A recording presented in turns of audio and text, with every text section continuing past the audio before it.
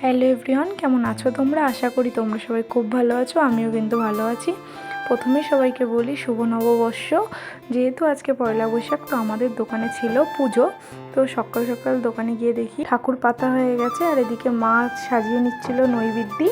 তারপরে আমি বসে পড়লাম ফল বানাতে। মা বললো ফলগুলো বানানোর জন্য।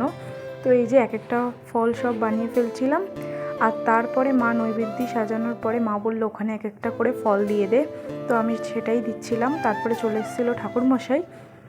তো এটা ছিল বাবার দোকান, আর বাবার দোকানেই হচ্ছিল পুজো। আর এই যে মাও বসে পড়েছে আর বাবাও বসে পড়েছে। তারপর এখানে দেওয়া হচ্ছিল অঞ্জলি, তো ফুল দিচ্ছিল, আমিও অঞ্জলি দিয়ে দিলাম। তারপর এখানে আরতি হচ্ছিল।